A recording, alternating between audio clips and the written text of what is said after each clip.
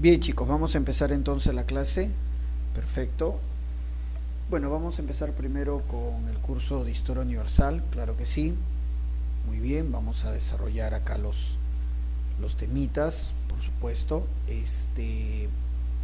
Siempre dando la bienvenida, saludando, las buenas tardes a ustedes, chicos. Claro que sí. Muy bien. Acá me han saludado por el chat. Muy bien. Justin, buenas tardes. Eduardo, buenas tardes. Carla, ¿cómo está? Buenas tardes, listo. Muy bien, entonces David también, ¿no? David Sandoval. Claro que sí, ahí está. Buenas tardes. Vamos a empezar entonces, siempre felicitándolos, reconociéndoles el afán que tienen ustedes por estudiar, por adquirir conocimientos, por cada día asimilar acerca más de los cursos. Ese empeño debe ser reconocido y felicitado, muchachos. Todo el esfuerzo que ustedes ponen en la educación vale la pena. Todo lo que es educación es una inversión. La buena educación, claro que sí, ¿no? Lógico. Buenas tardes también a Jamie. Jamie también me está saludando por el chat. Entonces, así es. Y vamos a empezar entonces la sesión. Un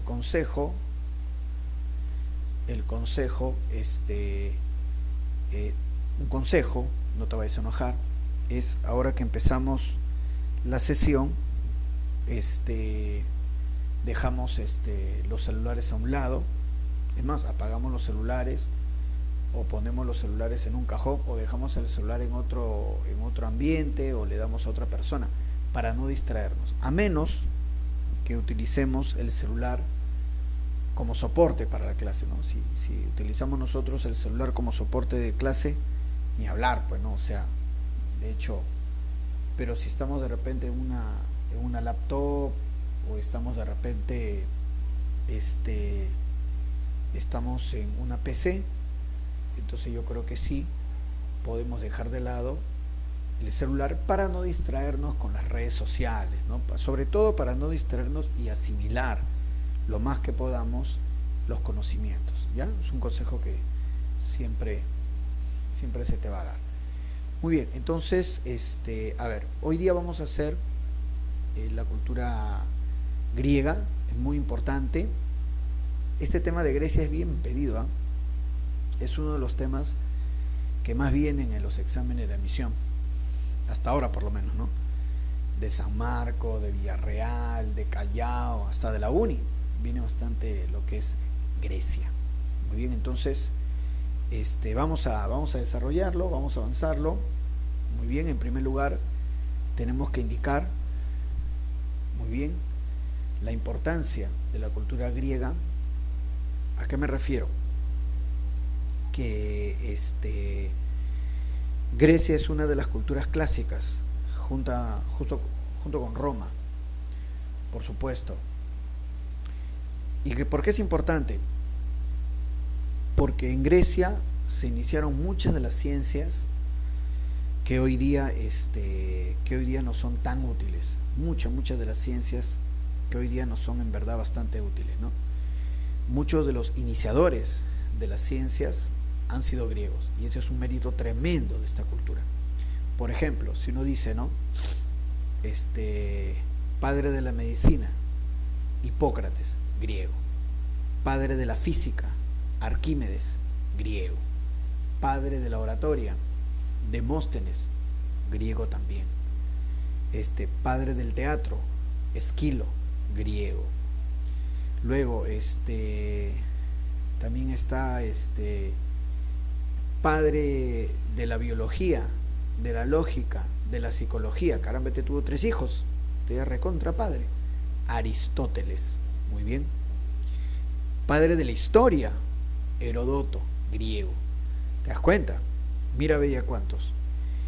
Pero el que más nos interesa, el que más nos pueden preguntar, ¿no? En el curso de historia, es el padre de la democracia, Clístenes, ateniense. Lo que pasa es que el mayor aporte de Grecia para la historia, claro, porque como hemos visto tiene un montón de aportes, pero el mayor aporte de Grecia para la historia es la democracia. Muy bien. Nosotros vivimos en un país democrático, supuestamente, ¿no? En teoría, ¿no? Aunque ahora ya nada se sabe, ¿no? Pero bueno, entonces,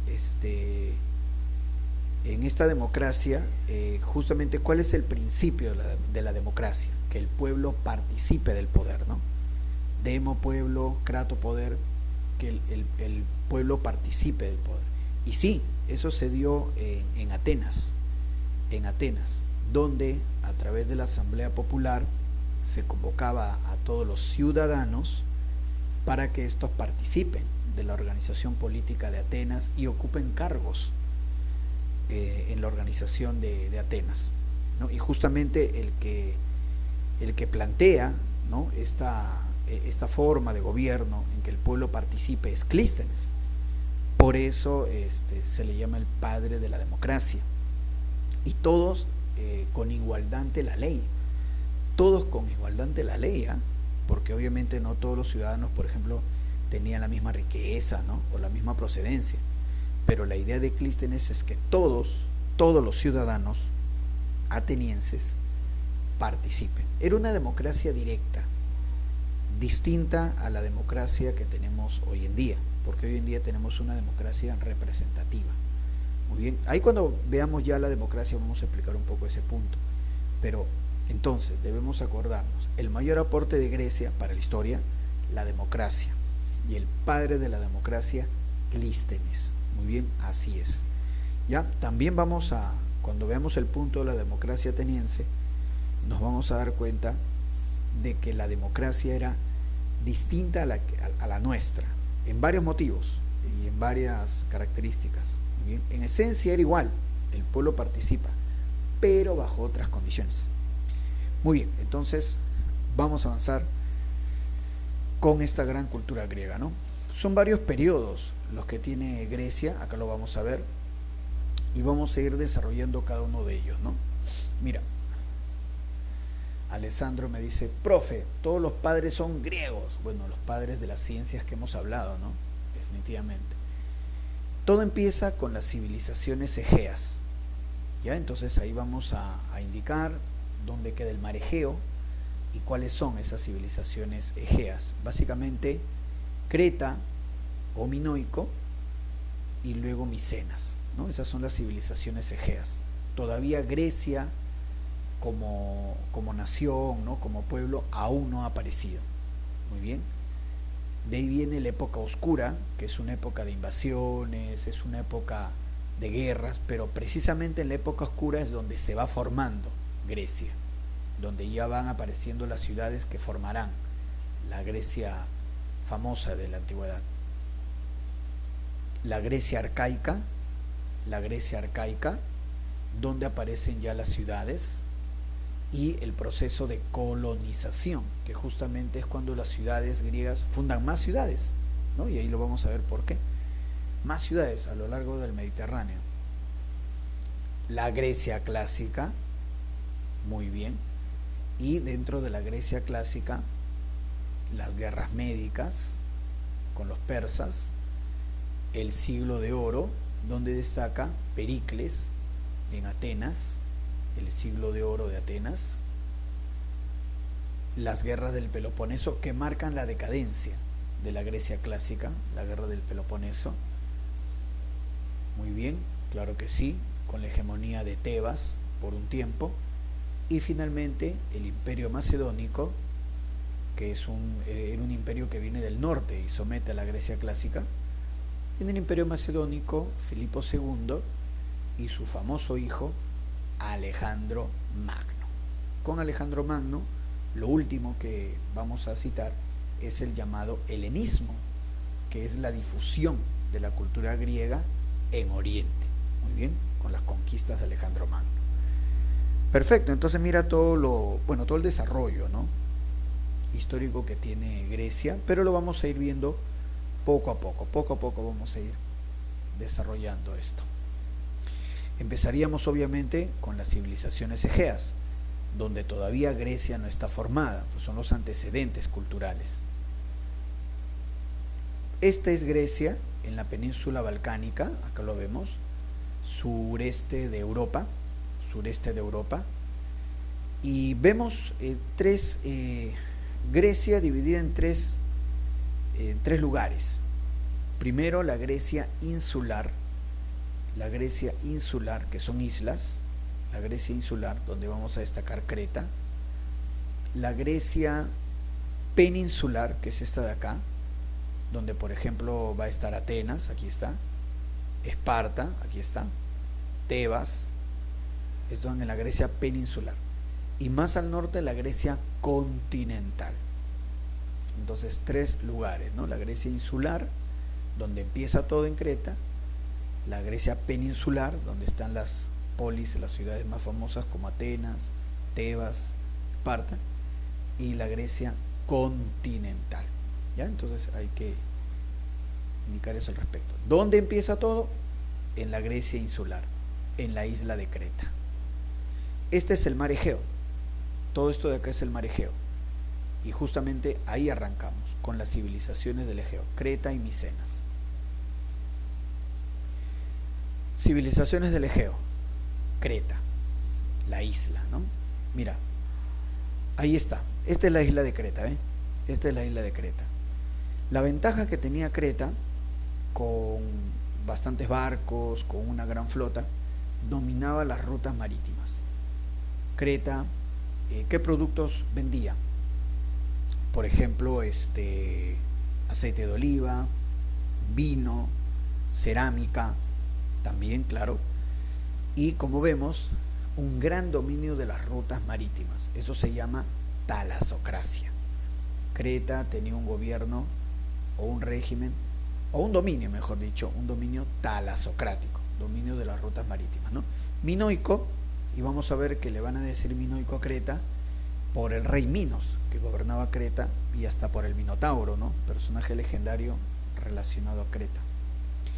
Muy bien, este es el arqueólogo que descubrió los palacios de Creta, el británico Arthur Evans. Arthur Evans descubrió los sitios arqueológicos de Creta, sobre todo el palacio de Knossos, ¿no? Knossos parece ser la ciudad más importante de Creta, la ciudad más importante, Knossos. Ahí está. Sí, como desarrollaron un gran comercio internacional los cretenses con su talasocracia, bueno, desarrollaron una escritura, que la vemos acá, la escritura lineal A. Lastimosamente, no se ha podido descifrar aún la escritura lineal A. No se puede saber qué es exactamente lo que escribían. Seguramente, obviamente, elementos relacionados al comercio, ¿no? Tenemos la taurocatapsia porque en los palacios de Creta se han encontrado bastantes murales, pinturas, frescos, bastante. Uno de esos murales nos habla de los juegos que tenían al saltar sobre los toros, se llama taurocatapsia, ¿no? Los jóvenes parece tenían que hacer una serie de pruebas físicas, saltando, ¿no? Retando al toro a saltos, taurocatapsia, ¿no? Pruebas de valor para los jóvenes. Así es. Muy bien. Luego, la cerámica polícroma, como vemos acá, con decoración marina, un pulpo, peces, ¿no? Cerámica polícroma. Y la famosa leyenda del Minotauro, ¿no? Definitivamente. Según la mitología, porque la mitología está muy enredada con la historia de Grecia, según la mitología, pues en el rey Minos, que era el gobernante de Creta, y por eso se llama Minoico, ¿no? Rey Minos, encerró en el laberinto de Creta, ¿no? El laberinto subterráneo, a este famoso Minotauro, ¿no? Que era un hombre con cabeza de toro. El Minotauro, que era un ser salvaje, que comía seres humanos y que en determinado momento fue asesinado por Teseo, ¿no? el que luego fundará Atenas. Entonces ahí está, ¿no? El Minotauro, el personaje del Minotauro.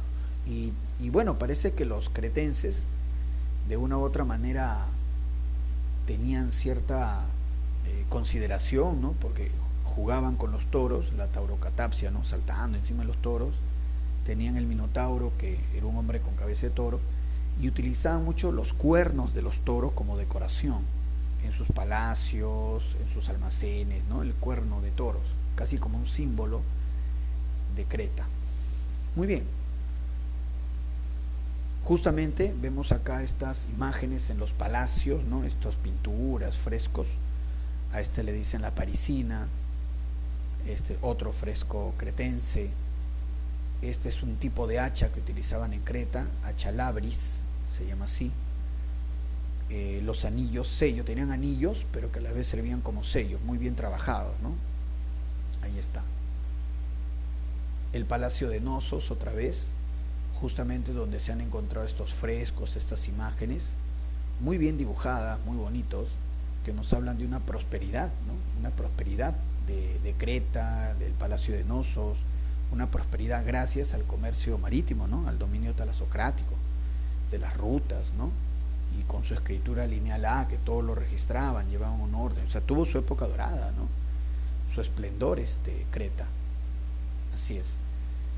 La diosa Potnia, o diosa de las serpientes, muy bien, ahí está una diosa que de una u otra manera domina la naturaleza, porque la diosa Potnia está pues dominando dos serpientes, está dominando dos serpientes, ¿no? Una diosa que domina la naturaleza. Más frescos, más pinturas en el Palacio de Knossos. Dice por acá las damas en azul, abajo un ser mitológico, el grifo, ahí está. Las tumbas reales en Creta eran tumbas circulares, llamadas tolos. Estas eran las tumbas reales, en forma circular, llamada tolos. Y como te digo, siempre utilizaban estos cuernos para la decoración de sus palacios, de sus almacenes, ¿no? Cuernos, ¿no? Siempre tomar en cuenta, ¿no? Al toro, ¿no? Que los cretenses. Ahora, ¿qué pasó con Creta? Sufre un terremoto en el año 1400 a.C., un terremoto que al ser una isla trajo un terremoto y a la vez maremoto, y eso afectó bastante la isla de Creta, prácticamente la destruyó.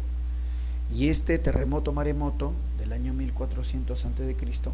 coincide con la invasión de los aqueos, que era un pueblo que viene de la Grecia peninsular.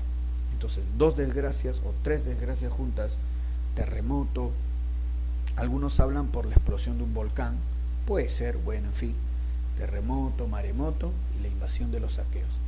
Eso va a poner fin a la civilización cretense. Pero los aqueos que van a invadir Creta van a asimilar muchas cosas de los cretenses.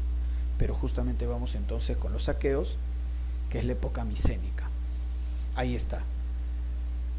Segunda civilización del Egeo, los micénicos. Aquí está la ciudad de Micenas.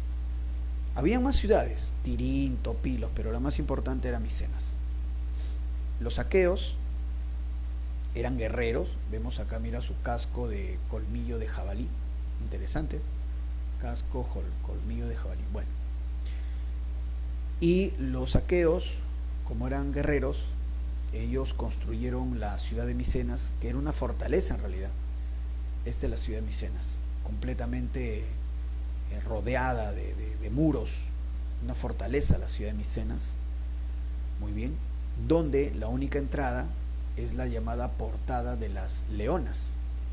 La portada de las leonas es la entrada de esta ciudad de Micenas, la ciudad más importante de los aqueos invasores.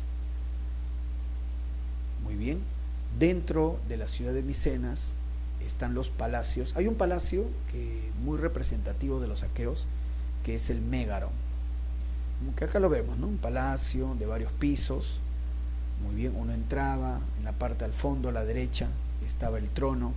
Curioso, ¿no? Al fondo a la derecha, ¿no? Cualquiera diría, al fondo a la derecha está el baño, pero profe, no. Al fondo a la derecha del Mégaron estaba el trono, ¿no?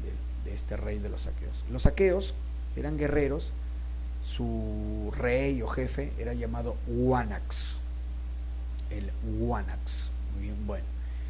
El arqueólogo que encontró las ruinas de Micenas y las estudió, el alemán Heinrich Schliemann.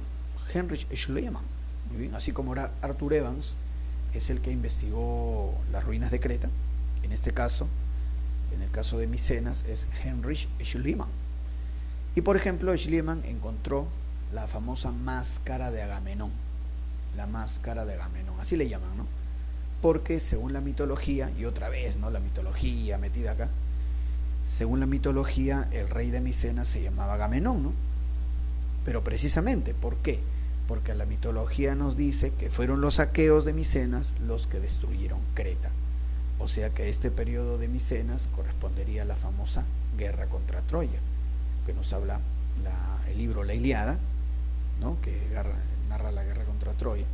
La Ilíada nos habla, ¿no? De Micenas. Sí, la Ilíada dice que Micenas era una ciudad fortificada, como era cierto, y que Micenas era gobernada por Agamenón. Y precisamente esta máscara allá de Micenas, por eso le dicen la máscara de Agamenón, el gobernante de Micenas. Muy bien. Vemos por acá los aqueos asimilaron dos cosas, o muchas cosas en realidad, de los cretenses, pero acá vemos dos. Los aqueos asimilaron las tumbas circulares de los cretenses. Entonces vemos acá que los aqueos también hacían sus tumbas circulares, pero más espectaculares. La tumba de Atreo, por ejemplo, es un tolos, es una tumba circular, como lo hacían antes los cretenses. Y los aqueos también asimilaron la escritura. Claro, le hicieron algunos cambios, dando lugar a la escritura lineal B. Esta escritura lineal B sí ha sido descifrada por los lingüistas, muy bien, Chadwick y Ventris, ¿no? Los aqueos, como eran guerreros, ya utilizaban, como vemos, coches de guerra, importante para las batallas, así es, y justamente ahí está, protagonistas de la guerra contra Troya. Muy bien, la Ilíada, ¿no? Habla de la guerra contra Troya, que el caballo de Troya, ¿no? El caballo de madera para entrar a la ciudad de Troya, y que los aqueos, que son los que han fundado Micenas, ¿no?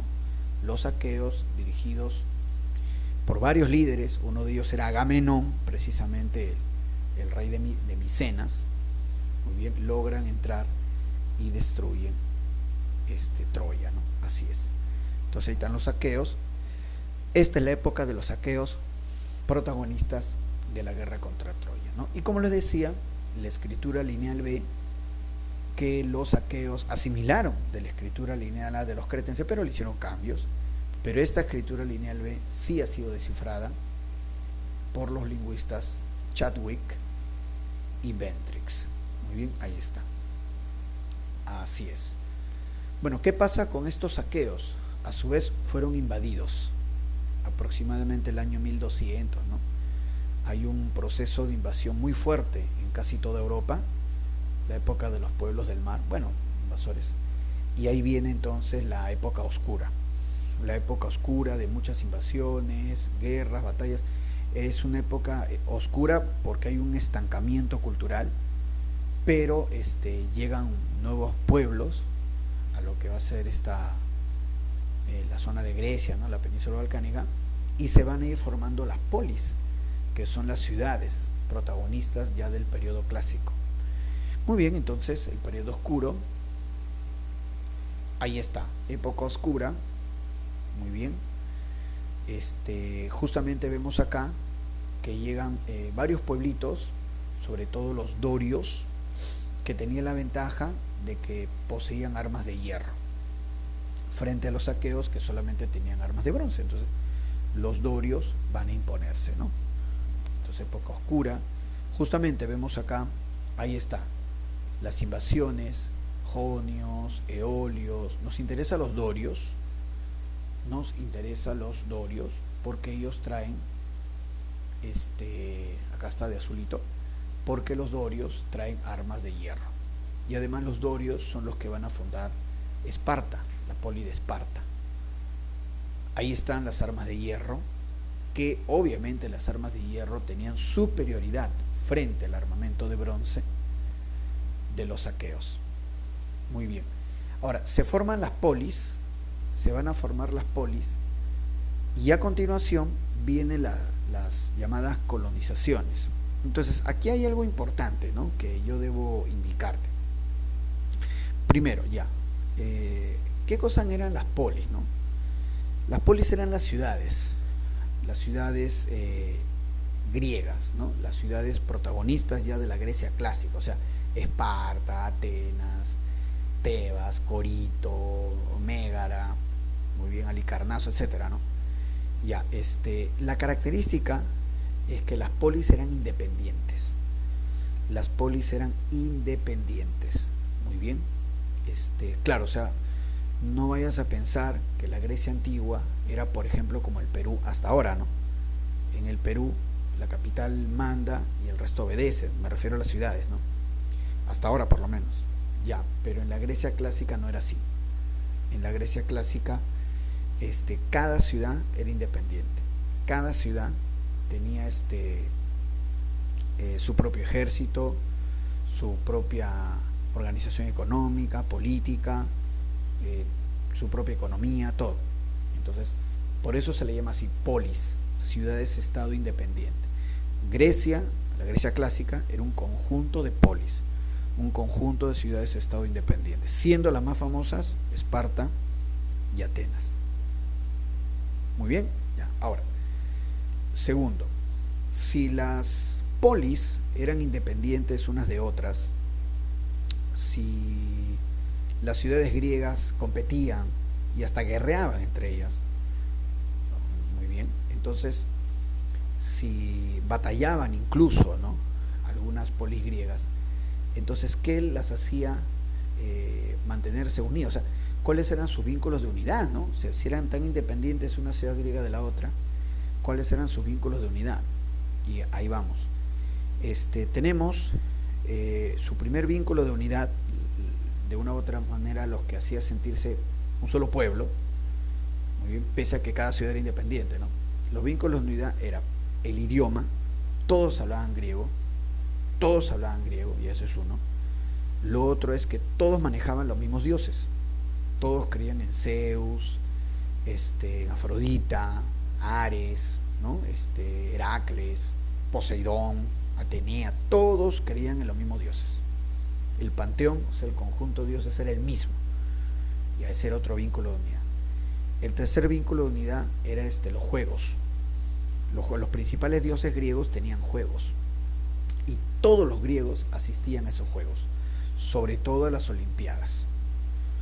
La primera Olimpiada, 776 a.C., en honor a Zeus, y era tan importante la primera Olimpiada que todas las ciudades griegas participaron, ojo, en el Monte Olimpo. Ahora, era tan importante las Olimpiadas que marcaba el inicio de su calendario, así como nosotros tenemos, ¿no?, 2000 antes de Cristo, 1000 después de Cristo, ¿no?, antes y después de Cristo era nuestro referente, ¿no?, el nacimiento de Cristo, pero para ellos su referente era la primera Olimpiada, 776 antes de Cristo. Ese era su referente. Muy bien, entonces, vínculos de unidad: el idioma, la religión y los juegos.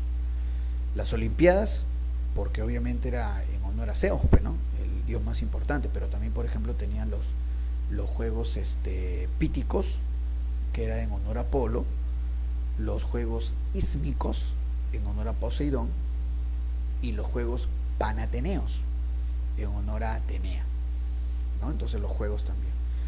Ahora, otro detalle: una vez que se forman las polis, y lo vamos a ver acá, ciudades-estado independiente, la península balcánica quedó pequeña, y no porque sea pequeña, en realidad la península balcánica es grande. El problema es que la península balcánica es media desértica. La península balcánica es media desértica, muy bien, y entonces los valles en la península balcánica, los valles son estrechos, los valles son pequeños, rápidamente se llenaron de gente. Entonces llega un momento en que las polis griegas crece su población, pero ya no hay espacio, porque, repito, los valles son estrechos. Entonces, debido a la sobrepoblación, los griegos salieron de la península balcánica navegando, buscando nuevos lugares donde fundar nuevas ciudades. Ese es el proceso de colonización. Muy bien, claro que sí, ¿no? Cada grupo colonizador salía con un líder llamado oikistes, ¿no? Ahí salen los famosos oikistes. Y así vemos entonces cómo los griegos a lo largo del mar Mediterráneo fundaron nuevas ciudades. El Mar Negro, hasta el mismo Egipto, fundaron nuevas ciudades a lo largo del mar Mediterráneo. Pero acá en Asia Menor, por ejemplo, bastantes ciudades griegas, y sobre todo un lugar que parece que les agradó bastante a los griegos fue el sur de Italia, lo que ellos van a llamar la Magna Grecia. Muy bien, perfecto. La Grecia arcaica, justamente ahí se da el proceso de colonización con los líderes de los colonos. Cada grupo salía pues, ¿no? con un líder llamado oikistes. Y vemos precisamente acá el sur de Italia, lugar que les encantó a los griegos, la Magna Grecia, ¿no? Ahí están ciudades como Tarento, muy bien, Crotona, Síbaris, muy bien, claro que sí, Mesina, Sicilia, Siracusa, muy bien, claro que sí, Nápoli también, ¿no? Todas estas ciudades de la Magna Grecia. Perfecto. Muy bien, y se van formando las polis, como te había comentado, muy bien, las ciudades-estado independientes, ¿no? Vemos acá otra vez el mundo griego, el mar Egeo, ya hemos hablado de Creta, ya hemos hablado de Micenas, y ahora estamos ya entrando a la Grecia clásica. Aquí está Esparta, ahí está, en la península del Peloponeso, y por aquí está Atenas, en la península del Ática. Así es. Muy bien, y vemos cómo los griegos han colonizado. Este es Asia Menor, muy bien, la antigua ciudad de Troya, ya para esta época está destruida, ¿no? Y bueno, acá están las polis, una ciudad-estado griega. La parte alta de la polis se llama Acrópolis, donde se reunían para el gobierno de la ciudad, la Acrópolis. Y la parte baja se llama Asti, donde estaba la población común y corriente, ¿no? Entonces ahí está la poli griega, la parte alta, Acrópolis, zona de gobierno, y la parte baja, Asti, que es zona de la población común. Ajá, mira, ve. Mira, cuando por ejemplo uno le preguntaba a los griegos, ¿no? Oye, tú eres griego, ¿no? Ellos decían, no, yo no soy griego, yo soy heleno, te decían. No, griego no, soy heleno. Entonces, ¿cómo es eso? Lo que pasa es que los griegos a sí mismos en verdad no se llamaban griegos. Los romanos a sí mismos se llamaban helenos. Por eso en algunos libros se titula, ¿no? La cultura helénica, porque ellos se hacían llamar helenos. Quienes les pusieron el nombre de griegos fueron los romanos, pero eso fue mucho tiempo después. Los romanos le llamaban griegos, pero ellos a sí mismos no se llaman griegos, se llaman helenos. ¿Por qué? Bueno, los griegos, ellos decían descender de 4 tribus. Muy bien, ahorita que hemos visto, ¿no? Las invasiones con los dorios, ¿no? La época oscura, y luego la colonización y la formación de las polis.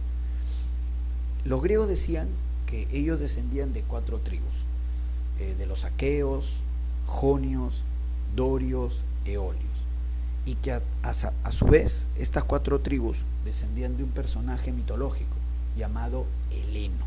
Entonces, como las 4 tribus que formaron Grecia descienden de Heleno, entonces ellos se llamaban helenos, descendientes de Heleno, cultura helénica. Muy bien. Ahora, ¿y de dónde apareció este personaje mitológico Heleno, no? ¿Y cómo así estos señores griegos enlazaban su historia con su mitología, no? Entonces, justamente vamos a ver acá el orden mitológico y cómo llegamos finalmente a las 4 tribus que forman la Grecia clásica. A ver, según la mitología griega, y lo estamos observando acá, según la mitología griega, en un primer momento solamente existía el caos. Ahí está, el caos, ¿no? Perfecto.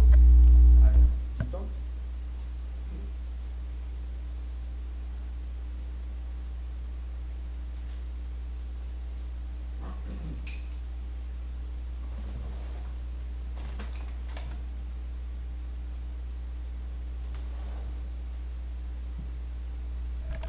Ok, en un primer momento, como vemos ahí en la diapositiva, solo existía el caos. Así es. Y vamos a ver acá, escúchame. Entonces, lo voy a señalar con el cursor. Se supone que en el caos ya estaban todas las cosas, solo que en desorden, en la oscuridad, en la anarquía, ¿no? Ahí estaban, en el caos, en el desorden. De este caos original, según la mitología griega, surge el Erebo, que es el infierno, Nix, que es la noche, Gea, la tierra, ahí la tenemos a Gea, y Urano, el cielo. Entonces, de ese caos originario, ¿no? de ese caos inicial, surgen Gea, la tierra, Urano, Nix, la noche, y Erebo, el infierno. Ahora, Gea y Urano van a tener descendencia. Ahí está. Gea y Urano van a tener descendencia. ¿Quiénes? Los hecatónquiros, que eran como monstruos, porque los hecatónquiros eran como gigantes, pero que cada hecatónquiro tenía 100 brazos y 50 cabezas cada uno. Eran monstruos los hecatónquiros. Muy bien. Así es. Perfecto. Ya, entonces, de esa manera. Entonces, repito, Gea y Urano tienen hijos. Primero los hecatónquiros, que son como monstruos, como gigantes, cada uno con 100 brazos y 50 cabezas, o sea, para que veas que eran monstruosos. Luego los cíclopes que eran gigantes de un solo ojo, ¿no? También medio monstruosos también los cíclopes. Y también tuvieron a los titanes, que eran muy parecidos a los gigantes, poderosos los titanes. Muy bien, de estos titanes vamos a citar al titán Prometeo, al famoso titán Prometeo. Muy bien, este titán Prometeo, perfecto. Acá en el chat Arlene me dice: profe, Gea y Urano cometen incesto. Sí, pues cometen incesto, ¿no? Porque cometen incesto, pero lo hacen para poder engendrar, ¿no? Eso dice la mitología, ¿no? Se juntan para tener descendencia, pues, ¿no? Bueno, en fin. Entonces, ahora, Prometeo es el titán que un día caminando, agarra un poco de barro y crea el primer humano. Prometeo crea el primer humano, que en algunas versiones ese primer humano, este es Prometeo. Él es Prometeo, muy bien, según la mitología griega, bueno, él es Prometeo, que agarra un poco de barro y crea a Epimeteo. Algunos le dicen Epimeteo, otros no le ponen nombre, ¿no? Simplemente dicen primer hombre. Bueno, en algunas, lo que pasa es que la mitología griega también tiene varias variantes, ¿no? Tiene muchas variantes. En algunas de sus variantes le llaman Epimeteo. Bueno, el primer hombre, Epimeteo. Y Prometeo se da cuenta que el primer hombre que ha creado como que no tiene mucha inteligencia, ¿no? Medio brutito le sale. Prometeo le pregunta a Atenea, le pregunta cómo puede hacer para que este primer hombre, Epimeteo, sea un poco más inteligente, ¿no? Y Atenea le dice: mira, Prometeo, tienes que alumbrarlo con el fuego de los dioses. Entonces Prometeo se roba el fuego de los dioses del monte Olimpo para con ese fuego alumbrar a Epimeteo, alumbrarlo y que genere inteligencia, ¿no? Y así fue, lo alumbró con el fuego de los dioses y Epimeteo va a tener inteligencia. Pero el padre de los dioses Zeus se entera, primero que Prometeo ha creado un ser humano, y segundo que se ha robado el fuego de los dioses. Y entonces Zeus, encolorizado, va y castiga a Prometeo. Lo castiga a Prometeo. Muy bien, claro que sí. Lo golpea, ¿no? Lo derrota. Pero Zeus, que parece que estaba muy encolerizado, Zeus dice: no te voy a matar, Prometeo, voy a hacer que sufras. Y entonces Zeus encadena a Prometeo en el cerro Cáucaso, un cerro enorme, y la condena era que todas las mañanas pasara un buitre o un águila, ¿no? Justamente ahí vienen las diferentes versiones, ¿no? Un buitre o un águila, y le devore las entrañas a Prometeo. Pero como Prometeo era prácticamente también un dios, se regeneraba, ¿no? Y al día siguiente otra vez el águila venía, el buitre, y le volvía a devorar las entrañas. O sea que el buitre lo agarra de desayuno a Prometeo, porque todos los días tenía para comer, pero obviamente sufría Prometeo, ¿no? Entonces ese va a ser el castigo, que Zeus lo condena a Prometeo, ¿no? Y así va a estar mucho tiempo, hasta que después Heracles lo libera a Prometeo. Pues eso fue después, ¿no? Ahora, Zeus dice: ya que han creado el primer hombre, Epimeteo, y lo han hecho ya un poco inteligente, Zeus dice: voy a crear a la primera mujer para que acompañe a Epimeteo. Entonces Zeus va a crear a Pandora, la primera mujer. Ahí está, ella es Pandora. Muy bien, entonces Pandora se va a unir a Epimeteo. Dime, ¿te escuchó? Sí, claro, Zeus crea a Pandora y le da una cajita. Claro, entonces Zeus le da una cajita y la pone a prueba, ¿no? Porque le dice: no abras la cajita, no seas curiosa. Pero pasado un tiempo, Pandora abre la caja y resulta que salen todos los males, los sentimientos malos, las enfermedades, ¿no? Y cuando Pandora logra cerrar la cajita, dice que solamente quedó la esperanza, ¿no? Bueno, es parte de la mitología, ¿no? Pero el asunto es que desobedece a Zeus. Y entonces Zeus se enoja y manda un diluvio. Manda un diluvio, que acá lo vemos. Con ese diluvio prácticamente extingue a la humanidad, y tras el diluvio solamente queda una pareja con vida, una pareja humana: Deucalión y su esposa Pirra. Nada más, los únicos humanos sobrevivientes. Y ellos van a tener que repoblar el mundo. Muy bien. Deucalión y Pirra piden apoyo.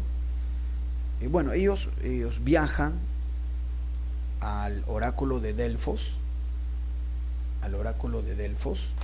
que era un santuario en honor a Apolo. Y en este oráculo de Delfos, Deucalión y Pirra ofrecen sacrificios, ¿no? Y ellos tienen una revelación de que ellos deben arrojar piedras, sin mirar, o sea, cegados, tienen que arrojar piedras detrás de ellos, y esas piedras se van a convertir en seres humanos. Y entonces Deucalión, ¿no?, tapándose los ojos, arroja las piedras y que se convierten en hombres, y su esposa Pirra igual, tapándose los ojos, arroja piedras detrás que se convierten en mujeres, y así van a repoblar el mundo. Pero tuvieron hijos de forma natural. Uno de esos hijos fue, muy bien, acá lo vemos justamente en esta pintura, a Deucalión y Pirra, ¿no?, tapados sus ojos, arrojando piedras detrás de ellos, piedras que se convertirán, en el caso de Deucalión, en hombres, y en el caso de Pirra, en mujeres. Pero como les digo, tuvieron un hijo de forma natural, que es Heleno. Ahí aparece el famoso Heleno. Este Heleno, a su vez, tiene, acá está Heleno, acá lo representan a Heleno, y este Heleno, a su vez, tiene 3 hijos: Dorio, Eolio, Juto, que a su vez Juto tiene 2 hijos: Jonio y Eolio. Aqueo. Y estas son las 4 tribus que forman Grecia: Eolios, Aqueos, que vimos que son los que destruyen Creta, Jonios, que fundan Atenas, y Dorios, que fundan Esparta. Acá están las 4 tribus que forman Grecia. Y por eso cuando uno le preguntaba a los griegos, ¿no? Oye, ¿tú eres griego? No, yo soy heleno, porque las 4 tribus que forman Grecia descienden de Heleno. Ahí está. Y de esta manera entonces mira cómo los griegos han unido, ¿no?, su mitología con su realidad histórica, ¿no? Lo han hecho. Muy bien. Pero ahí está, entonces, descendientes de Heleno. Perfecto, avanzamos entonces. Muy bien. Vamos a avanzar entonces. A ver, vamos a ver acá. Muy bien. La Grecia clásica. Y acá obviamente están las 2 polis más importantes, Esparta y Atenas. Muy bien, Esparta y Atenas. La Grecia clásica, claro. Mira, a ver, antiguamente, a estas 2 polis le decían los ojos de Grecia. Sí, al inicio, ¿no? Le decían los ojos de Grecia, así le decían. Perfecto. Esparta y Atenas. Vamos a ver, en el caso de Esparta, ambas se ubican en la península balcánica, ¿no?, sureste de Europa. Pero como hemos visto, la península balcánica se subdivide en varias penínsulas menores. En el caso de Esparta, se ubicó en la península del Peloponeso. Origen, dorio, ¿no? Supuestamente ellos descendían de esa tribu. Divinidad, el dios de la guerra, Ares. Héroe, Heracles, o sea, Hércules. Organizador, Licurgo. Justamente se atribuye que Licurgo militariza al extremo la poli de Esparta. La militariza pero al extremo. Tanto es así que los espartanos prácticamente vivían para la guerra. Muy bien, claro que sí, los espartanos, ¿no?, es lo que dicen también algunos historiadores, los espartanos desde que nacían observaban, si el niño espartano que nacía tenía problemas físicos, lo mataban. Solamente quedaban con vida los niños físicamente aptos para ser excelentes guerreros. Muy bien, si el niño tenía problemas físicos, qué sé yo, lo mataban, lo arrojaban del cerro, lo ahogaban en el río. Solo querían niños físicamente fuertes. Empezaba su preparación, entre comillas, su educación a los 8 años. Muy bien, los llevaban al bosque, ahí para entrenarlos, les hacían comer una sopa de raíces asquerosa, la llamada sopa negra, y les hacían comer eso porque decían que cuando estén en guerra van a tener que aprender a sobrevivir, a comer cualquier cosa. Entonces ya los acostumbraban haciéndoles comer esa sopa negra. Perfecto. Su preparación, su educación era hasta los 17 años. A partir de los 17 años comenzaba su servicio militar obligatorio. Se convertían en soldados o plitas y tenían una vocación muy guerrera, muy guerrera. Es más, en Esparta, ¿no?, los espartanos, cada uno tenía hasta 5 esclavos, podía tener el espartano. Esos 5 esclavos se dedicaban a las labores domésticas y el espartano todo el día estaba haciendo ejercicios, tácticas militares, preparándose para la guerra. Hasta las madres espartanas tenían esa vocación guerrera. Cuando su hijo se iba a la guerra, la madre espartana le decía: vuelves, hijo, con tu escudo al hombro o sobre tu escudo. Con tu escudo al hombro significa victorioso, sobre tu escudo tu cadáver. O sea, o ganas o mueres, ¿no? Se dice que las mismas madres le decían eso a sus hijos, ¿no? Un poco traumático la cosa, ¿no? Pero bueno, entonces una vida muy militar. Ahora, ¿pero por qué eran militaristas, no? ¿Por qué Licurgo organiza de esta manera Esparta? Cuando uno llegaba a Esparta, a la poli, a la ciudad, resulta que a lo mucho el 30% de la población eran espartanos. El otro 60 o 50% eran esclavos, hilotas, y había un porcentaje de 20% más o menos que eran campesinos dominados, que tampoco eran considerados ciudadanos. Ciudadanos espartanos con derechos y con propiedades era solamente el 30%, llamados homois, los verdaderos espartanos. El 50 o un poquito más eran hilotas, esclavos, y un 20%, no será, eran periecos, campesinos dominados. Entonces los espartanos, que en realidad no eran muchos, ¿no?, los homois, ciudadanos, siempre tenían temor de que los esclavos, siendo mayoría, los hilotas, se vayan a rebelar. Y si eso ocurre, por eso es que los espartanos llevaban esta vida militar, para enfrentar cualquier posibilidad de una rebelión de hilotas, de esclavos. Y cuando veían, cuando observaban que la población de esclavos de hilotas ya aumentaba demasiado, hacían las criptías. En una sola noche los espartanos podían matar miles de hilotas en una sola noche para rebajar la población de hilotas, ¿no? Eso se llama criptía. Muy bien, entonces, ahí está, mira, ¿ve? Licurgo, ¿no? Organiza militarmente Esparta, la economía era la agricultura, y ahí está la sociedad, ¿no? Homois, que era ese 30% de ciudadanos nada más, los verdaderos espartanos, luego periecos, que eran campesinos, e hilotas, los esclavos, que eran mayoría. Recuerda la matanza de hilotas, criptía. Y en cuanto a la organización política, tenían dos reyes, una diarquía, una jerusía, que era consejo de ancianos, una apeya, que era asamblea popular, y los éforos, que eran 5 jueces. Ahí está, muy bien. En épocas de paz, increíblemente, en épocas de paz, en vez de gobernar los reyes, más poder tenían los éforos. Vamos ahora a la otra poli, Atenas.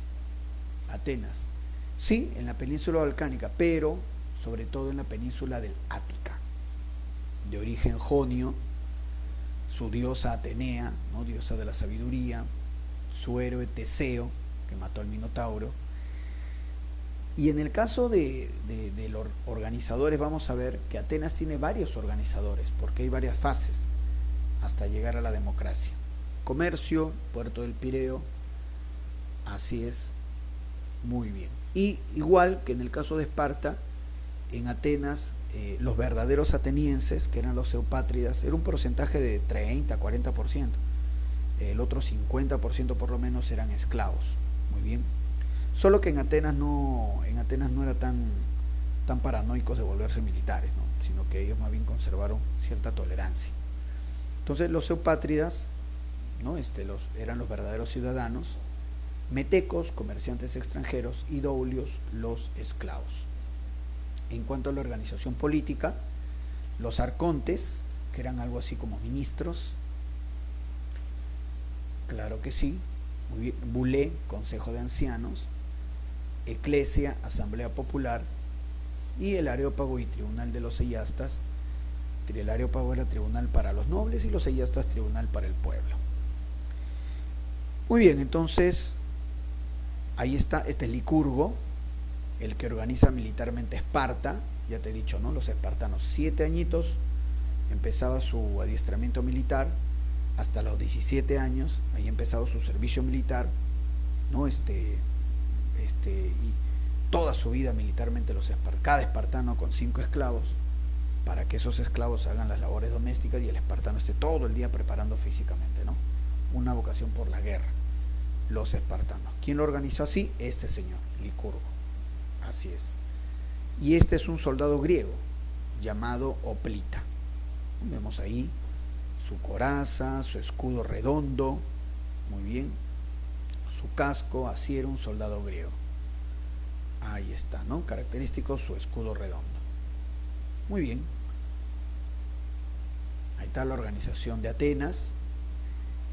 Recuerda, los arcontes eran como ministros, la asamblea popular, eclesia, Bulé, consejo de ancianos, el tribunal de los seyastas, que era el tribunal popular. Muy bien. Y vamos a ver la evolución política de Atenas. Muy bien. Empezó como una monarquía, Atenas, ¿no? Como muchas de las ciudades griegas, una monarquía. Perfecto. Pero de ahí evoluciona a una aristocracia. En esta aristocracia vamos a destacar a Dracón, que dio leyes muy severas, ¿no? Las famosas leyes draconianas.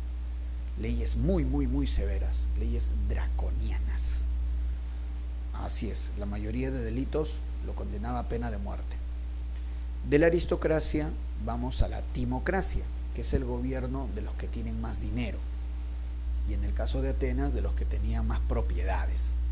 Muy bien, Solón, es el que establece esta timocracia, que fue algo revolucionario porque por primera vez no se valoraba en Atenas a la gente por su origen, ¿no? Si eras noble, si eras aristócrata, no. Con la timocracia se valoraba si tenías o no tenías dinero. Entonces es otra forma de entender las cosas, ¿no? Además, Solón prohibió la esclavitud por deudas. Sí, porque en el mundo antiguo, ¿no? Allá en Europa, cuando tú no podías pagar tu deuda, tú te convertías en esclavo de la persona a la cual debías. Y esa persona te vendía como esclavo y recuperaba algo de dinero del que le debías. ¿Sí? Pero en Atenas parece que hubo un problema de que muchos se empobrecieron y la mayoría se estaba convirtiendo en esclavos, ¿no? Porque no podían pagar sus deudas. Por eso es que Solón prohibió la esclavitud por deudas, ¿no? Y el gobierno de los que más dinero tienen, timocracia. De ahí viene la tiranía con este personaje Pisístrato, tirano, pero es un tirano bien curioso. Pisístrato era un tirano culto, porque Pisístratos ordenó escribir por primera vez la Ilíada y la Odisea, porque los poetas se llamaban Aedos, ¿no? Y cada poeta tenía su versión de la Ilíada, cada poeta tenía su versión de la Odisea. En uno moría Patroclo, en otro moría Aquiles, en otro ¿no? ganaba Troya. No puede ser, ¿no? Entonces por eso Pisístratos, él ordena escribir, tener una versión definitiva de la Ilíada y la Odisea. Pisístratos, ¿no? Y luego de la tiranía viene la democracia, con el padre de la democracia, Clístenes. Muy bien, ahí está. Ahora, pero dos cositas, o hasta tres. ¿Qué diferencia había entre esa democracia que estableció Clístenes en Atenas y la democracia de hoy en día? Básicamente dos. Primera, que en esa democracia solo participaban los ciudadanos. En esa democracia solo participaban los ciudadanos. Y recuerda que ciudadanos en Atenas era solamente que el 40% nada más de la población, porque recuerda que el 50% por lo menos eran esclavos. Ellos no participaban en la democracia. Y los metecos, que eran los comerciantes extranjeros, tampoco participaban de esa democracia. Solamente los ciudadanos, que era a lo mucho el 40%. Entonces, ¿te das cuenta? No es como ahora, ¿no? Ahora, por ejemplo, cuando hacen elecciones, si es que las hacen, ¿no? Si es que hacen elecciones, todo el mundo vota, ¿no? Mayor de 18 años, obviamente. Pero en esta democracia de Clístenes en Atenas, no, solo los ciudadanos, que era el 40% de la población. ¿Entiendes? Ya. Y lo otro, como no eran muchos, en realidad, no eran muchos, ellos se reunían en la Eclesia, que era la Asamblea Popular, y se repartían los cargos. Sí, entonces entre los mismos, ¿no? Ciudadanos se proponían y se escogían. Allá, mira, tú vas a ser arconte, no ministro, tú vas a integrar el tribunal de la nobleza, qué sé yo. Ya, listo, bacán. Entonces es una democracia directa, porque ellos mismos hablan, ellos mismos se reparten el cargo. No son muchos, pero esa democracia directa es imposible en una democracia como la que tenemos los peruanos, porque nosotros somos 33 millones de habitantes, ¿no? ¿Cómo nos vamos a poner de acuerdo quién va a ser alcalde, quién va a ser regidor, quién va a ser congresista? Será imposible, ¿no? Por eso es que nosotros lo que hacemos, ¿qué cosa? Elegimos, ¿no? Elegimos. Yo voy a elegir a quién es congresista, quién es alcalde, quién es regidor, ¿entiendes? Quién es presidente, ya está, elegimos. Entonces nosotros tenemos una democracia representativa, porque somos muchos. En cambio en Atenas, como eran pocos, era una democracia directa. Ellos mismos se repartían los cargos, ellos se conocían. Pero nosotros no, pues somos 33 millones de peruanos, yo no conozco a todos. Entonces mejor elegimos. Democracia directa en Atenas, democracia representativa hoy en día. Y Clístenes establece también el ostracismo. El ostracismo era el destierro. Si es que en Atenas observaban que algún personaje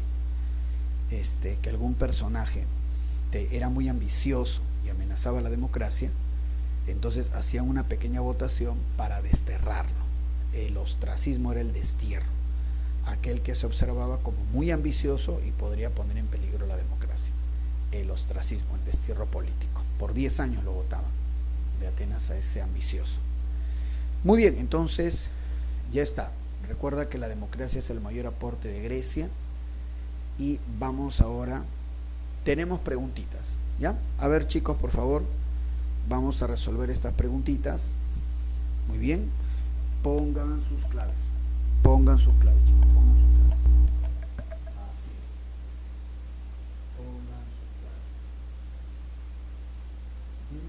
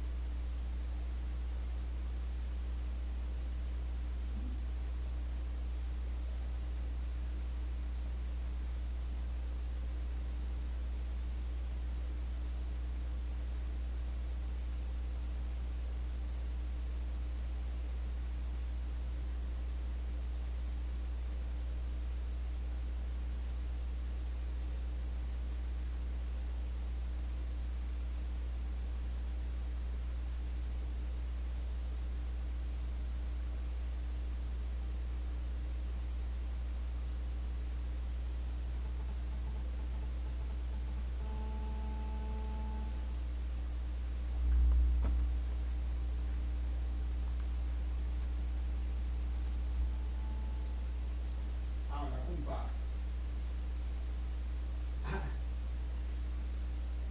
Ahí, tranquilo, tranquilo, ¿dónde estás tú? Ah, estás por el centro, loquita, estás por el centro, ya está, ya está.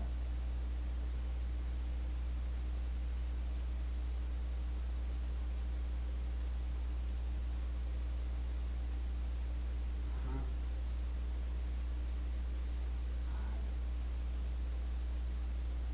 Ahí, ¿a qué hora te desocupas?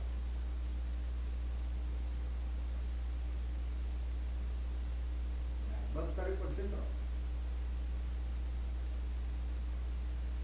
Ya, yo ahorita estoy acá en una chambita, termino a las 7 y 5. Estaré dando que alcanza a las 8, pero podría ser o no, tú dime.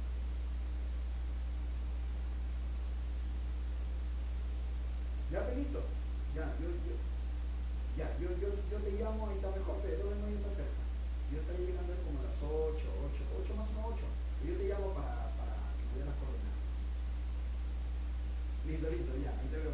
Cuídate. Listo, cuídate.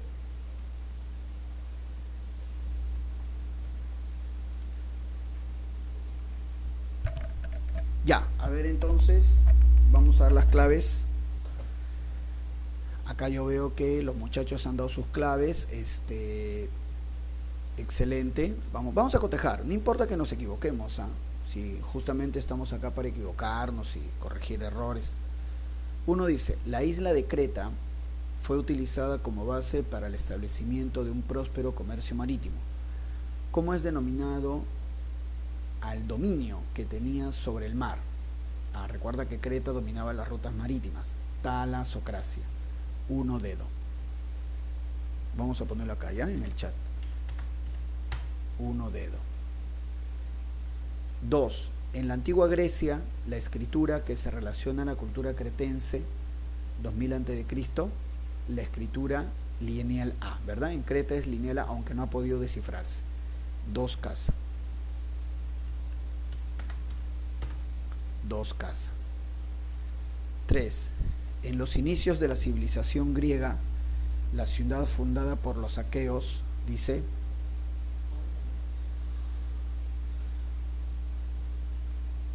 ciudad fundada por los aqueos, invasores, al llegar a la península balcánica. Los aqueos fundan Micenas, 3 dedos. Claro, ahí estaba Agamenón, rey de los acayenos, 3 dedos.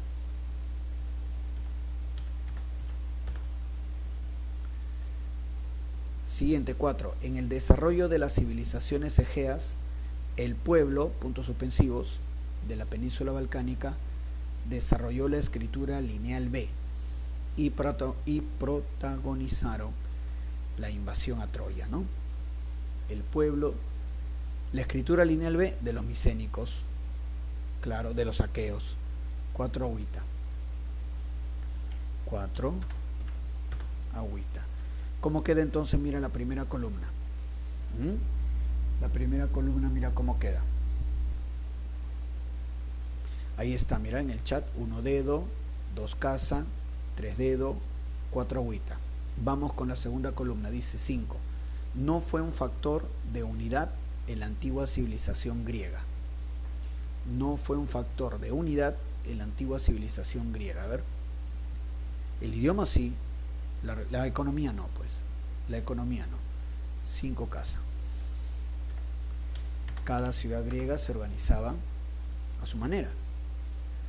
6. El personaje de, según la mitología, marcaba el inicio de las estirpes griegas.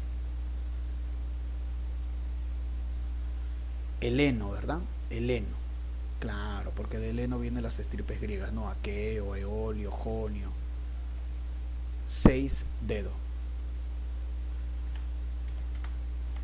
6 dedos. Siguiente, 7. Causa principal para el inicio de la colonización griega. Causa principal para el inicio de la colonización griega. A ver. Vamos a ver acá. Sobrepoblación. Yo les dije que mucha gente, los valles eran estrechos en la península balcánica y salieron a fundar nuevas ciudades. 7 besitos.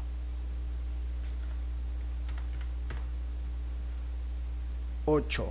Los Juegos Olímpicos y Píticos están en relación con los dioses. Los Juegos Olímpicos en honor a Zeus y los Juegos Píticos eran en honor a Apolo, porque supuestamente Apolo, siendo niño, mató a la serpiente Pitón.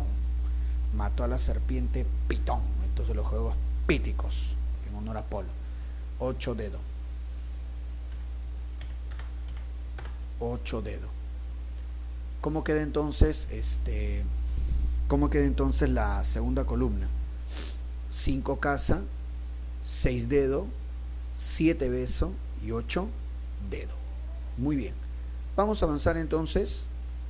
Vamos con el segundo bloque, chicos, ¿ya? A ver entonces. Vamos a hacer el segundo bloque, muchachos. Segundo bloque.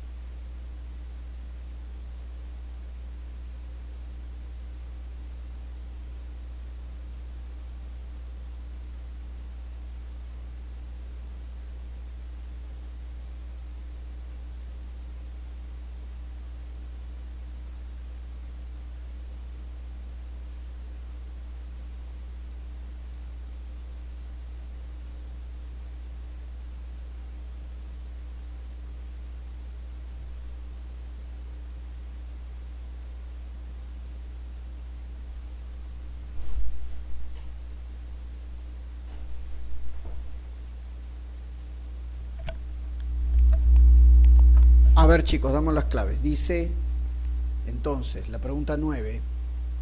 Personaje legendario que estableció la organización política militarista de la Poli, de la ciudad de Esparta, Licurgo, ¿verdad? 9 casa. 9 casa. 10. La ubicación geográfica de la Poli Esparta en la antigua Grecia fue. La ubicación geográfica de la Poli Esparta. Península del Peloponeso. 10 dedo. 10 dedo. Siguiente. 11. Las criptías en la Poli de Esparta estaban en relación con... Recuerda que las criptías eran matanzas. Cuando la población de hilotas de esclavos aumentaba, los espartanos iban y masacraban. Muy bien, entonces, matanza de hilotas, 11 casa.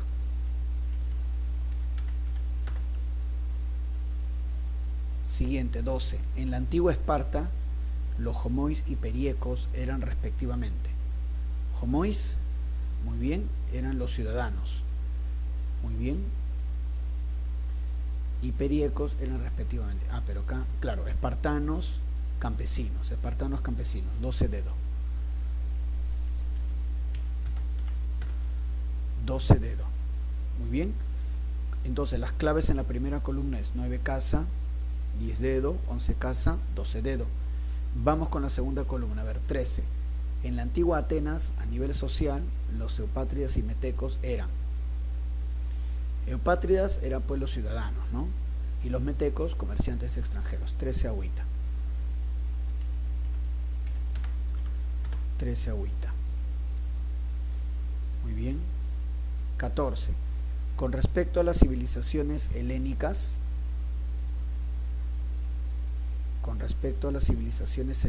la secuencia correcta con respecto a la evolución política de la Poli de Atenas. La secuencia de Atenas. A ver, monarquía, tiranía, no. Timocracia, no. Timocracia, este de acá, casa. Timocracia, que era el gobierno de los que más dinero tienen, ¿no? De Solón. La tiranía de Pisístrato y la democracia de Clístenes, ¿no? 14 casa. 14 casa. 15. No corresponde a las organizaciones políticas de la antigua Poli de Atenas. No corresponde a las organizaciones políticas de la antigua Poli de Atenas. A ver. Sería de Atenas. Éforos, porque los éforos son los jueces, pero de Esparta. 15 dedos. 15 dedos. Y 16. Los dioses de Esparta y Atenas respectivamente eran Ares y Atenea, ¿no? Ares de la guerra y Atenea de la sabiduría. 16 casa. Muy bien, entonces ¿cómo queda la segunda columna? Mira, 13 agüita, 14 casa, 15 dedo y 16 casa. Ahí está. Muy bien, perfecto. Perfecto. Vamos a continuar entonces. Ahí están las guerras médicas. Claro que sí, importante. Bueno, entraríamos pues a la Grecia clásica, como hemos visto definiendo las polis griegas, ¿no? ¿Por qué se llaman guerras médicas? Recuerda, es contra los persas, solo que a los persas también le decían medos, cosa que en realidad era incorrecto, ¿no? Porque los medos eran un pueblo aparte, pero así le decían, a los persas le decían medos. Entonces guerras pérsicas, algunos le dicen así, guerras pérsicas o guerras médicas, ¿no? Siglo V antes de Cristo. Muy bien, vamos entonces con la primera guerra médica. Ya. ¿Qué es lo que pasó? Vemos acá, mira, esto de acá es Persia, todo esto era el imperio persa, Asia Menor. Y aquí en Persia había un pueblito griego, bueno, habían varios pueblitos griegos, pero había un pueblito griego llamado Mileto. Mileto.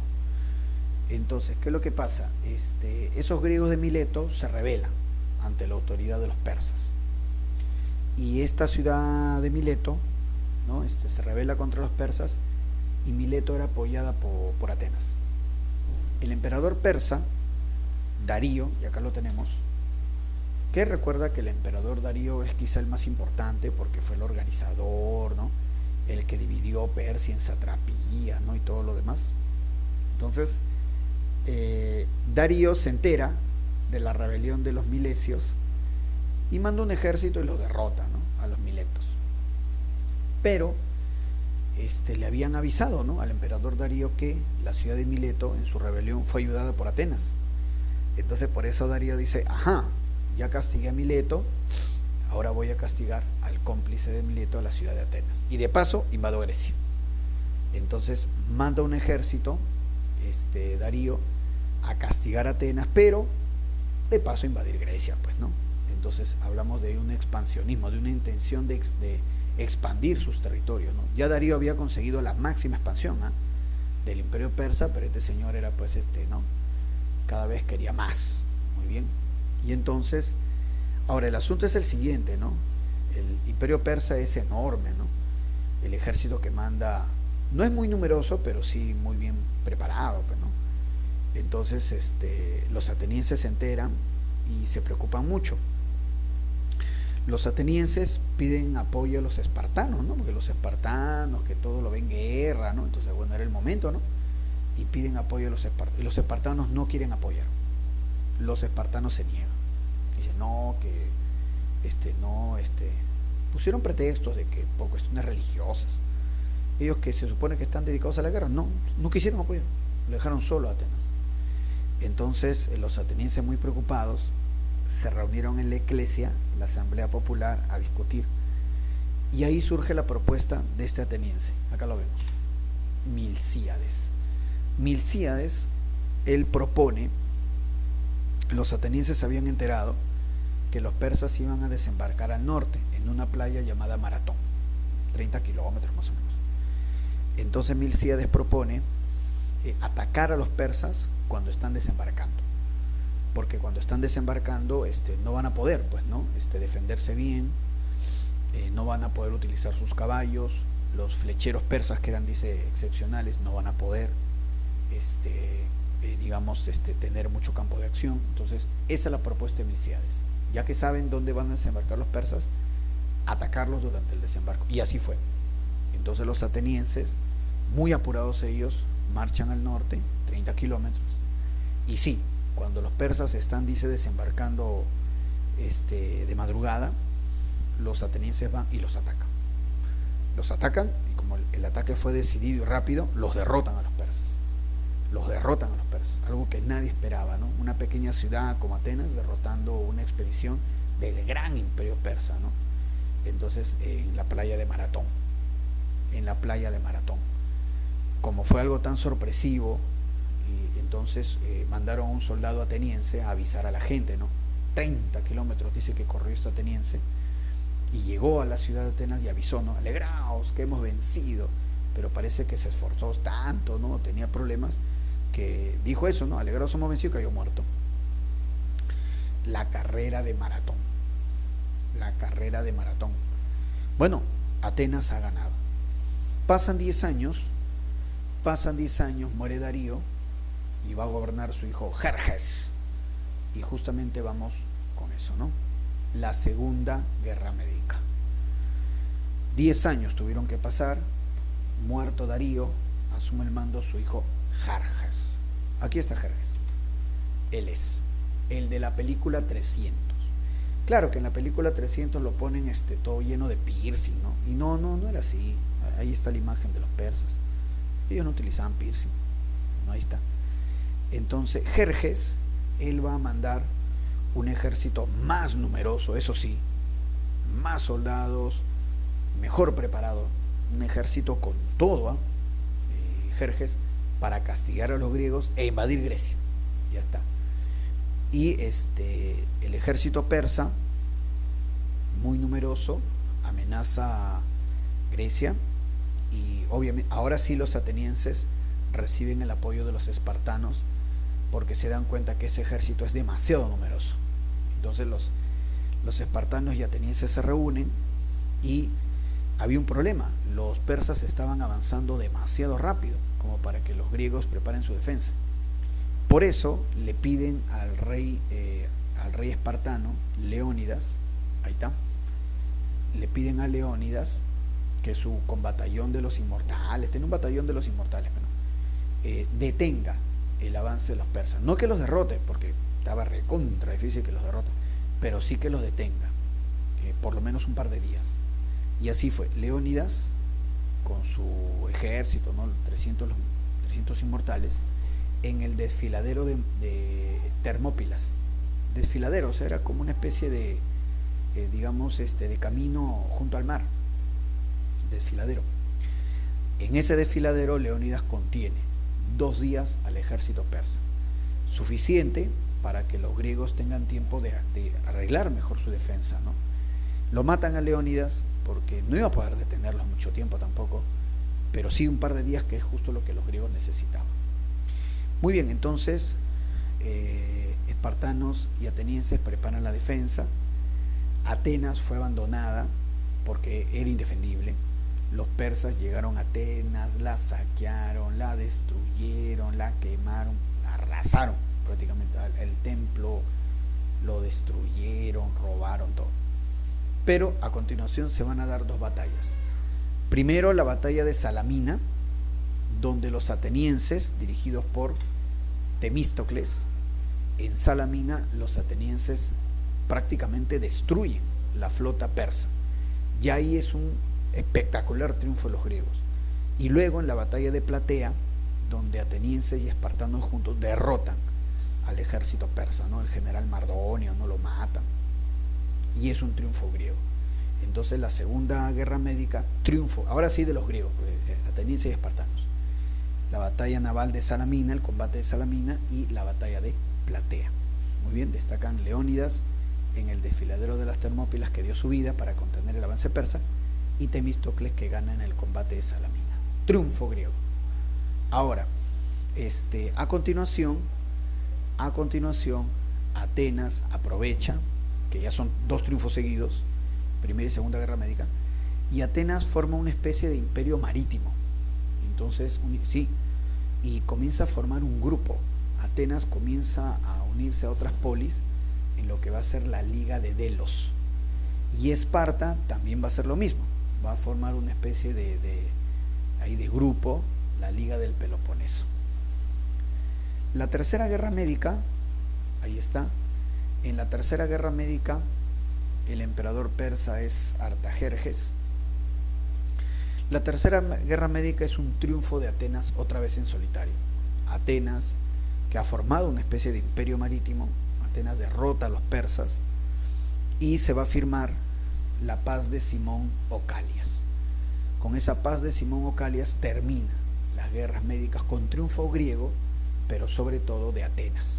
Atenas se ha consolidado.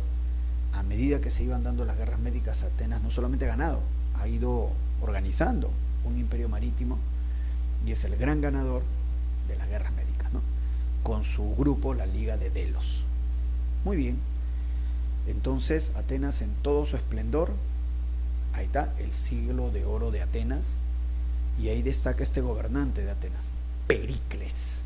Muy bien, había tanto dinero en Atenas, tanto dinero tenía, muy bien, producto de controlar las rutas marítimas, todo, ¿no? Y Atenas le cobraba a las polis aliadas, Atenas les cobraba, tenía tanto dinero que Pericles toma 2 medidas. Primero, reconstruye Atenas. Recuerda que los persas la habían saqueado, ¿no? Que Pericles reconstruye el templo del Erectión, ahí está, el templo del Erectión, que tiene como novedad estas estatuas femeninas llamadas cariátides en el Erectión.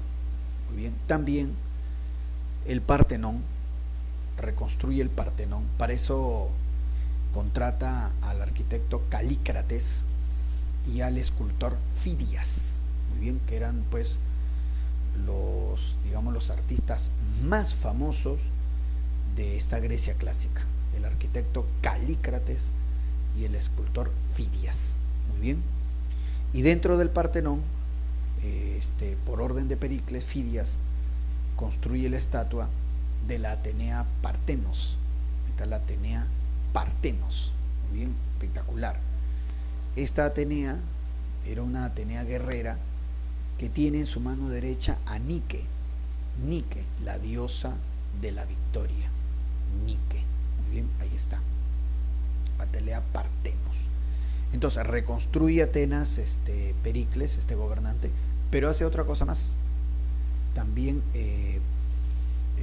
va a dar sueldos a los que participen en política. Muy bien, sí. Entonces recuerda que dentro de la democracia de Atenas era que la gente participe, ¿no?, de los cargos. Y muchos ciudadanos atenienses no participaban porque tenían que trabajar. Pero Pericles dice, no, el que todos los atenienses participen de los cargos, ¿no?, políticos, y se les va a retribuir. Entonces establece un sueldo para los cargos públicos, ¿no?, el sueldo llamado mistoforia, y se pagaba con estas moneditas llamadas óbolos, ahí está. Muy bien. Por ejemplo, los que participaban en el Tribunal Popular de los Sellastas les pagaban 3 óbolos al mes, o sea, 3 moneditas, que valían bastante, ¿eh? Entonces, la mistoforia, que es el sueldo para los que ocupen cargos públicos. Se dice que de esa manera consolidó la democracia, ¿no?, Pericles, pago de un sueldo a los cargos públicos, mistoforia. Muy bien, este es el siglo de oro entonces de Atenas. Y vamos ahora con la guerra del Peloponeso. Lastimosamente para ellos se van a enfrentar las dos polis más importantes, Atenas y Esparta, pero en una guerra que lo único que va a lograr es debilitarlas a ambas y debilitar en conjunto al mundo griego. Fue una guerra fratricida, como dicen, o cainita, ¿no?, entre ciudades hermanas, que lo único que logra es debilitar. Gana Esparta, la guerra del Peloponeso la gana Esparta, pero de nada le sirvió ganar porque quedó recontra debilitada. Entonces, guerra del Peloponeso, Atenas con su grupo, Confederación de Delos, versus Esparta y la Liga del Peloponeso. Ahí está. Muy bien. Aquí está la causa principal. Una guerra por la hegemonía, o sea, el dominio de la Hélade, o sea, el dominio del mundo griego.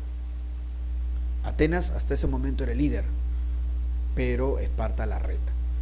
Y luego de 3 guerras, Esparta gana en la batalla de Gospótamos. Pero como te digo, Esparta gana, pero en realidad es un triunfo que no va a servir de mucho porque toda Grecia se debilita. Muy bien, y entonces es lo que vamos a ver acá. Mira, ve. Guerra del Peloponeso, siglo V.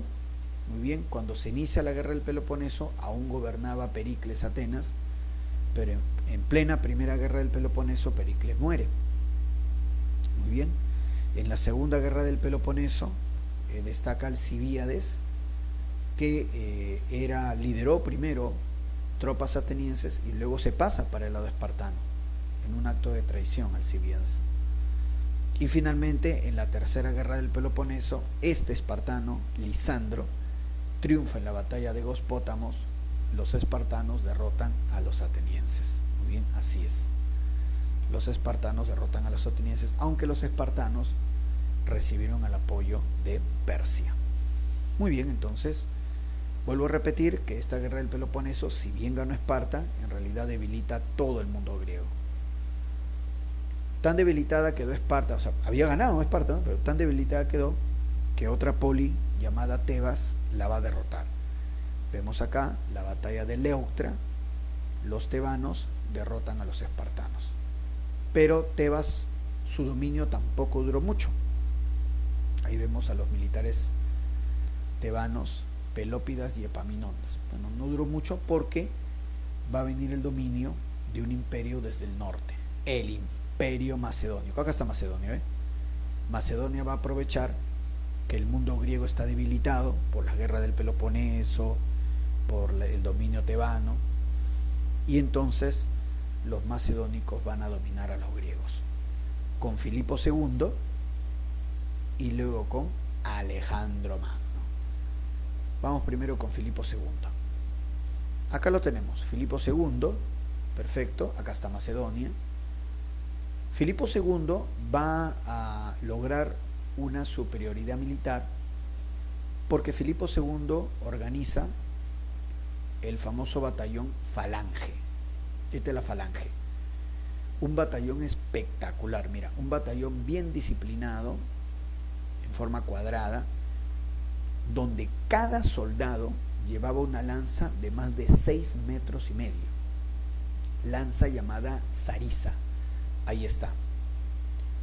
Cada soldado de la Falange, muy disciplinada la Falange, en forma cuadrada, repito, cada soldado con una lanza de más de 6 metros. Parecía un puercoespín gigante este Falange. Imposible de derrotarla. ¿Cómo vas a derrotar una Falange? Mira, ve. Tantas lanzas. Muy bien. El único flanco débil de la Falange eran los costados. Pero si la Falange se cubría bien, era casi invencible. Y con estas falanges, Filipo II desde Macedonia invade el mundo griego. En la batalla de Queronea derrota a los atenienses y tebanos y domina el mundo griego. Batalla de Queronea. Muy bien. En Atenas, el famoso padre de la oratoria Demóstenes lanza una serie de discursos en contra de Filipo, ¿no? Las famosas filípicas. Eran discursos donde se insultaba, ¿no? Se ofendía, ¿no? O Demóstenes ofendía a Filipo II.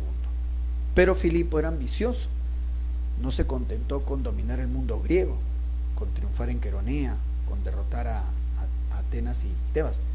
Filipo quería algo más, invadir el imperio persa. Y estaba en eso, formó la Liga de Corinto, porque en verdad Filipo II tenía la ambición de invadir el imperio persa, pero fue asesinado. Fue asesinado Filipo II. Ahí está. Perfecto. Entonces, muere Filipo II, muere, lo matan, está asesinado, y su hijo, Alejandro Magno, asume el mando de este reino macedónico que ha invadido Grecia. Ahí está, reinado de Alejandro Magno. Filipo II se había preocupado en darle una buena educación a Alejandro. Filipo II contrató ni más ni menos que a Aristóteles, el famoso y espectacular filósofo griego. Aristóteles fue tutor de Alejandro Magno. Bueno, hizo lo que pudo, ¿no? Porque el mismo Aristóteles dice que Alejandro Magno era todo un caso. Sí, Alejandro Magno era muy inquieto, no hacía caso en las lecciones, paraba arrojando piedra a la gente. Así dice Aristóteles, ¿eh? Alejandro Magno paraba arrojando piedra a la gente, agarraba un gato por la cola y el gato volador. Todo un caso era Alejandro Magno. Entonces, bueno, Aristóteles hizo lo que pudo, ¿no? Hizo lo que pudo.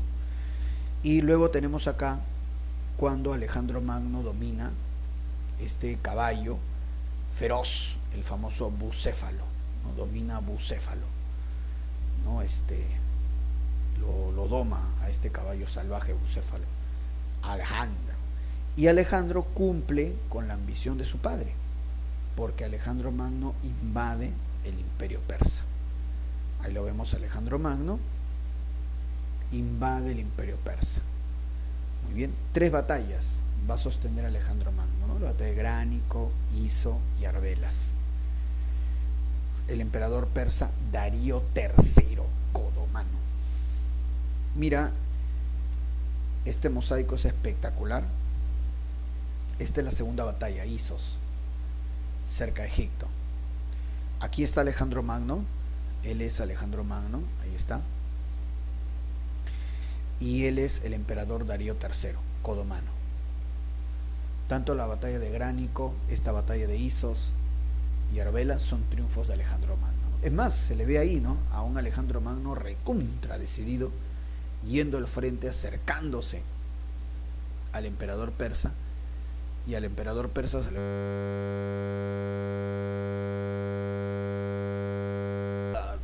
No está preocupado, está... En esa batalla de Isos, además, Alejandro Magno captura a la esposa y a las hijas del emperador Darío III. ¿Sí? A la esposa y a las hijas las captura. Bueno, y luego en la batalla de Arbelas derrota definitivamente a este emperador persa Darío III. Y este va a ser el gran imperio de Alejandro Magno.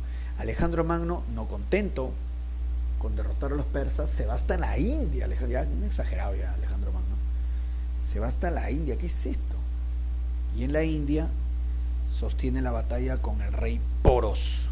El rey Poros de la India trajo elefantes, el batallón de elefantes, ¿no? Alejandro Magno batalló contra los elefantes. Ahí está, batalla de Lidaspes. Muy bien. Pero llegó hasta la India, pero el mismo Alejandro Magno se dio cuenta de que ya, pues, ¿no? Ya había conquistado demasiado ya. Y Alejandro Magno va a Babilonia a organizar, ¿no?, su imperio. Alejandro Magno. Y estando en Babilonia fallece. Alejandro Magno, ¿no? Él tenía a su esposa llamada Roxana y tenía un hijito, pero su esposa fue tomada prisionera y su hijo fue asesinado. Sus generales de Alejandro Magno, llamados diádocos, son los que se van a repartir las conquistas de Alejandro. Justamente acá vemos, ¿no? Mira, ve. Acá, ¿no? Por ejemplo, toda esta zona de Asia Menor, Mesopotamia, se lo queda Antígono, el general Antígono. Egipto se lo queda el general Ptolomeo. Lisímaco, la zona de Tracia, y Casandro, la zona de Macedonia. Muy bien, ahí está. Entonces, los diádocos, ¿no?, se reparten el imperio de las conquistas, ¿no?, de Alejandro Magno. Ahora, Alejandro Magno, en sus conquistas, ¿no?, inicia lo que se llama el helenismo. Inicia lo que se denomina el helenismo. ¿Qué es eso? Helenismo es llevar la cultura griega a Oriente. Toda esa gran cultura griega de Sócrates, de Platón, de Aristóteles, de otros filósofos, todas las ciencias que estaban apareciendo en Grecia, llevarlas a Oriente, a Egipto, a Mesopotamia, Asia Menor. Incluso Alejandro Magno fundó varias ciudades con su nombre. Alejandría, la más famosa, estaba en Egipto. Y por ejemplo, ahí en Alejandría se junta, ¿no?, todo ese conocimiento oriental con el conocimiento griego, y a esa mezcla se llama helenismo. Muy bien, por supuesto. Entonces, ahí está el helenismo. Acá está el Faro de Alejandría, ciudad fundada por Alejandro Magno. La biblioteca, la famosa biblioteca de Alejandría, con textos en múltiples idiomas. Perfecto. Y que ahí se dio esa mezcla extraordinaria entre lo griego y lo oriental. Ahí tenemos la escultura, Laoconte y sus hijos, que ya corresponde a esta época helenística, por supuesto. Manifestaciones culturales de la Grecia antigua, tenemos la arquitectura. Ya acá hablamos del aspecto cultural, ¿no? Otra vez vemos acá estas esculturas en forma femenina, las cariátides del templo Erectión, el Partenón, ordenado construir por Pericles. Muy bien, ahí está, ¿no? Las columnas dóricas, jónicas y corintias. Perfecto. En cuanto a la escultura, hay varios escultores famosos, ¿no? Mirón, Fidias, Polícteto, claro que sí. Ahí está entonces, ¿no? Importante los escultores. Muy bien, claro que sí. Luego también lo que viene a ser la filosofía, por supuesto, Sócrates, Platón, Aristóteles, los padres, ¿no? Padres de la física, Arquímedes, de la geometría, Tales de Mileto, muy bien, de la geografía, Eratóstenes, de la medicina, Hipócrates, ¿no? Herodoto en la historia, Demóstenes en la oratoria, el teatro, Esquilo, padre del teatro griego. Muy bien. Y en cuanto a la religión, obviamente politeístas, antropomorfistas, ¿no? Porque los dioses tienen forma humana, ¿no? Zeus, padre de los dioses y dios del rayo, Hera, su esposa, los hermanos de Zeus, ¿no? Poseidón, dios del mar, Hades, dios del infierno; Atenea, diosa de la sabiduría; Ares, dios de la guerra; Afrodita, diosa del amor, por supuesto. Muy bien, entonces ahí está el resumen final y vamos con las preguntas. Muy bien, muchachos, vamos con las preguntas. A ver, vamos a resolver, chicos. A ver, pongan sus claves, chicos, pongan sus claves. A ver, pregunta 17 dice, mira, los pueblos que se enfrentaron en las denominadas guerras médicas del siglo V a.C., ¿qué vamos a marcar acá? En la 17, ¿quiénes se enfrentaron en las guerras médicas? ¿Ah? ¿Te acuerdas o no? Dedo. Persas y griegos. Muy bien. 17 dedo. Vamos a ponerlo acá ya. En el chat. 17 dedo. Muy bien. Persas y griegos. 17 dedo. Vamos con la 18. Causa de las llamadas guerras pérsicas. Causa de las llamadas, claro, ¿no? La expansión persa, la rebelión de esa ciudad de Mileto, ¿no? En Asia Menor, que fue apoyada por Atenas. El emperador persa Darío derrota la rebelión de Mileto, pero dice, ajá, los atenienses apoyaron a Mileto, voy a castigar a Atenas y de paso invadir a los griegos. La expansión persa. 18 besito.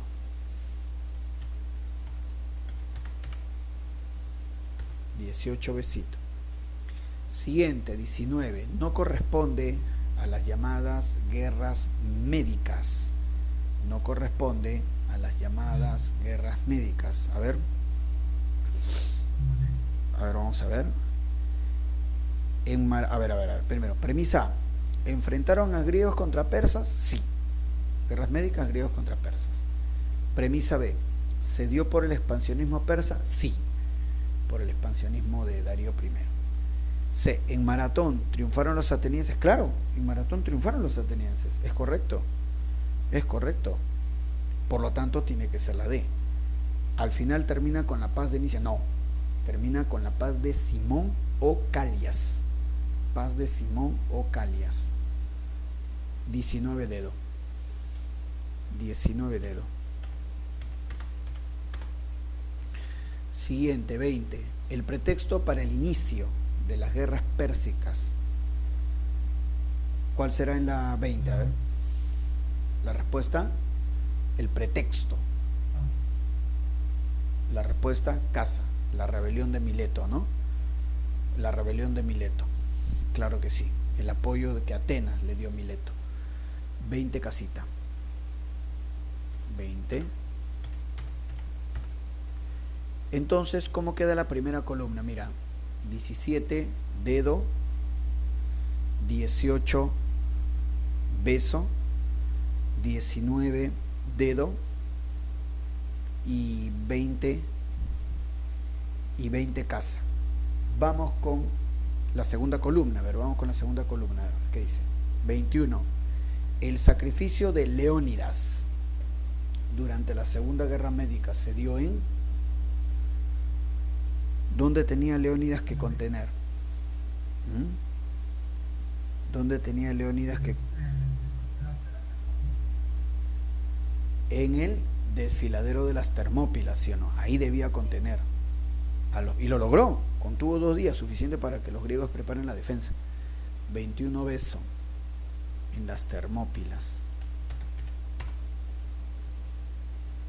22. Personaje que organizó la defensa marítima de Atenas durante la Segunda Guerra Médica.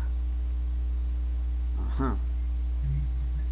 La defensa marítima es Temístocles, ¿no? En la Segunda Guerra Médica. La defensa marítima es Temístocles, que triunfa en la batalla de Salamina. 22 besito, 22 besito. 22 besito. 23. La relación incorrecta con respecto a las guerras médicas es... La relación incorrecta con respecto a las guerras médicas es... Vamos a ver acá. A. Emperador Darío derrotado en Maratón. Sí, es la primera guerra médica. B. Rey Leónidas, derrotado en Termópilas, sí, bueno, finalmente lo derrotan. La idea no era que gane, sino que contenga a los persas. C. Emperador Jerjes, derrotado en Platea, claro. Entonces la clave tiene que ser D. Temístocles atenienses, derrotado en Salamina, no, al contrario. Temístocles triunfa en Salamina y derrota a la flota persa. 23 dedos. 23 dedos. Y 24. ¿Qué dice la 24? A ver. 24 dice: el tratado de paz por el cual se da por terminado las guerras médicas. ¿Con qué tratado terminan las guerras médicas? ¿Te acuerdas? Luego de la tercera guerra médica y el triunfo de Atenas, se firma el tratado de la paz de Simón o Calias. La paz de Simón o Calias. La respuesta es 24 beso. 24 beso. ¿Cómo queda entonces? Mira la segunda columna. 21 beso, 22 beso, 23 dedo y 24 beso. Bien, chicos, vamos a entonces llegar hasta acá, Historia Universal. 5 minutos de receso y de ahí arrancamos con Cívica. ¿Ya? Listo, muchachos. 5 minutos de receso.